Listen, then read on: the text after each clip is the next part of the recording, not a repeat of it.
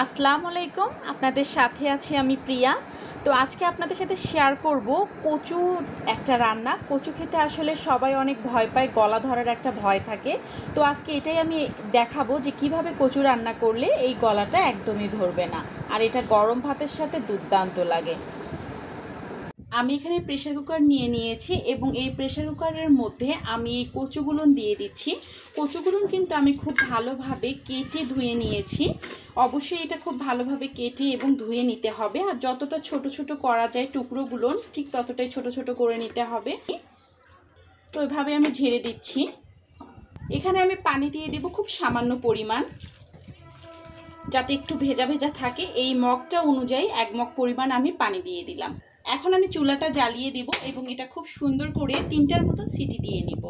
আর এখানে কিন্তু আমি লবণ হলুদ কিছুই ব্যবহার করছি না।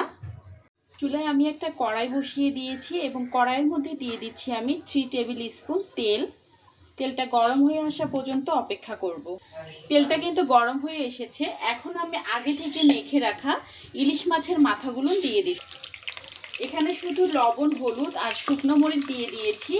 এই মাথা লেজ আমি হালকা করে কেটে নিয়েছি, দেখতেই পাচ্ছেন মাছ বরাবর। তো এটা আমি খুব ভালোভাবে ভেজে নিব। এখন এটা আমি একটু উল্টিয়ে দিব।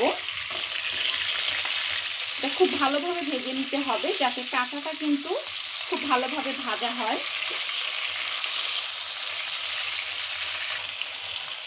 এটা কিন্তু খুব সুন্দর করে ভাজা হয়ে গিয়েছে। এখন আমি এটা উঠিয়ে নিব। এখন আমি সেম কড়াইয়ে দিয়ে দিচ্ছি সামান্য পরিমাণ তেল। 1 টিস্পুনের মতন আমি এখানে তেলটা দিয়ে দিলাম। যেহেতু কচু, তো কচুতে তেলের পরিমাণ একটু বাড়িয়ে দিতে হয়। তারপর দিয়ে দিচ্ছি তেজপাতা। এখানে 2টো তেজপাতা আমি একটু ফেড়ে দিয়ে দিলাম। তারপর দিয়ে দিচ্ছি এখানে গোটা পেঁয়াজ কুচি। তো পেঁয়াজ কুচিটা দেওয়ার পরে আমি খুব ভালোভাবে একটু ভেজে নেব। পেঁয়াজটা কিন্তু আমি খুব বেশি পরিমাণ এখানে ভাজবো না। তো এখন আমি এখানে মশলা অ্যাড করে দিব। দিয়ে দিচ্ছি আদা রসুন বাটা। এখানে 3 টেবিল স্পুন আমি আদা রসুন বাটা দিয়ে দিলাম। যেহেতু কচুতে কিন্তু ঝাল এবং রসুনের পরিমাণটা একটু বাড়িয়ে দিতে হয়, যাতে করে গলা না ধরে। তো এটা একটা টিপস ধরে নিতে পারে। তো এভাবে আমরা কচুটা রান্না করে নিতে পারে। তো আদা রসুন দেওয়ার পরে আবারও একটু আমি কষিয়ে নিচ্ছি। এখানে আমি মরিচ দিয়ে দিলাম, মরিচের গুঁড়ো দিয়ে দিলাম 1 টেবিল স্পুন, একদম বড় চামচ বরাবর। এটা একটু ঝাল ঝাল করব আমি। হাফ টিস্পুন দিয়ে দিলাম হলুদের গুঁড়ো। লবণটা অবশ্যই স্বাদের উপর, টেস্টের উপর ডিপেন্ড করে দিয়ে দিবেন। তো আমি এখানে লবণ দিয়ে দিলাম, আমরা যেমন লবণ খেতে পছন্দ করি। আপনারা আনুমানিক এখানে 1 টেবিল স্পুন লবণটা দিয়ে দিতে পারেন। তো এখানে আমি সামান্য পরিমাণ পানি দিয়ে দিব। এখানে পানি দিয়ে দিলাম একটু, যাতে মশলাটা পুড়ে না যায়। এখন আমি দিয়ে দেব কচু। কচুটা দেখতেই পাচ্ছেন আমি সিদ্ধ করে রেখেছি এবং সিদ্ধ করার পর পানিটা কিন্তু ঝরিয়ে নিয়েছি। তো কচুটা আমি এখানে দিয়ে দিচ্ছি। কচুটা দেওয়ার পর খুব ভালোভাবে এটা একটু কষিয়ে নিতে হবে। আমি এখানে হালকা পরিমাণ পানি দিয়ে দিলাম, হাফ কাপ পরিমাণ, যাতে কচু মশলাটা খুব ভালোভাবে একটু সিদ্ধ হয়ে যায়। এখানে কচুর সিদ্ধ। তো এই অবস্থায় আপনারা কিন্তু একটু কাঠের প্যাচুলা বলেন, এভাবে একটু চাপ দিয়ে দিয়ে আধো ভাঙা করে দিতে হবে। এতে করে কিন্তু খেতে অনেক ভালো লাগবে।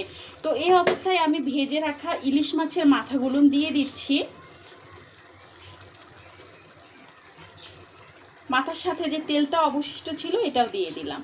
তো দেওয়ার পরে আমি মাথার সাথে কচুটা একটু এভাবে ভেঙে দিব। খুব বেশি এখানে ভাঙবো না, কারণ মাথার মধ্যে প্রচুর কাটা থাকে। তো এটা যদি খুব বেশি ভাঙতে যায় তাহলে কিন্তু পুরো তরকারিটা একদম কাটা কাটা হয়ে যাবে। তো এই অবস্থায় এটা আমি আরেকটু এভাবে রান্না করে নিব। এই অবস্থায় এখন আমি দিয়ে দিব এখানে কাঁচামরিচ ফালি দিয়ে দিচ্ছি, মানে আস্ত কাঁচামরিচটা আমি ফালি করে নিয়েছি 4টার মতো। তারপর এখানে একটা টিপস আপনারা ধরে নিতে পারেন।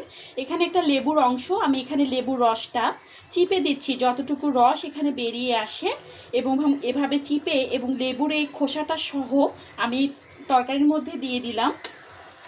দেওয়ার পরে এটা খুব ভালোভাবে এটার সাথে মিক্সড করে নিতে হবে। এতে করে হবে কি, যাদের একটু ভয় থাকে যে কচু খাবো গলা ধরলে কি হবে, তো এইভাবে আপনারা কচুটা যদি রান্না করেন একদমই গলা ধরবে না, আমি বলে দিচ্ছি। এবং এখানে আরও একটা কথা বলে দিই, আপনাদের হাতের কাছে যদি লেবুটা না থাকে আপনারা তেঁতুলের কিছুটা অংশ এখানে দিয়ে দিতে পারেন। এখানে আমি একটা ভাজা মশলা করে নিয়েছি। এখানে দালচিনি, এলাচ, লং আর হচ্ছে গোলমরিচ এবং জিরা রয়েছে। এটা আমি শুকনো খোলায় ভেজে গুঁড়ো করে নিয়েছি। তো এই ভাজা মশলাটা আমি উপর থেকে একটু ছড়িয়ে দেব, এতে করে খুব সুন্দর একটা ফ্লেভার ছড়াবে। এবং এই মশলাটা আপনারা যে কোনো তরকারির মধ্যে দিতে পারেন, মাছ কিংবা মাংসে খুব ভালো লাগে, বা সবজির মধ্যেও দিতে পারেন। তো মশলাটা দেওয়ার পরে আমি জাস্ট আর একটু মিক্সড করে নিচ্ছি। তো কচুটা কিন্তু অলমোস্ট হয়ে গিয়েছে, দেখতে পাচ্ছেন উপরে কিন্তু তেল উঠে এসেছে, আর কালারটা মাশাআল্লাহ কত সুন্দর এসেছে। আর কি বলবো, ইলিশ মাছের মাথা দিয়ে কোনো কিছু রান্না করলে এক্সট্রা কোনো কিছু দেওয়ার আসলে প্রয়োজনই পড়ে না। তো এভাবে বাসায় অবশ্যই কচুটা আপনারা রান্না করে খেয়ে নিতে পারেন, এবং গরম ভাতের সাথে জাস্ট অমৃত লাগবে খেয়ে। রাখবো, সবাই অনেক বেশি ভালো থাকবেন, এবং আমার এই নতুন নতুন রান্না পেতে আমার চ্যানেলটিকে অবশ্যই সাবস্ক্রাইব করে দিবেন, এবং আমার ফেসবুক পেজে প্লিজ একটা লাইক করে দিবেন। সবাই অনেক বেশি ভালো থাকবেন। আল্লাহ হাফেজ।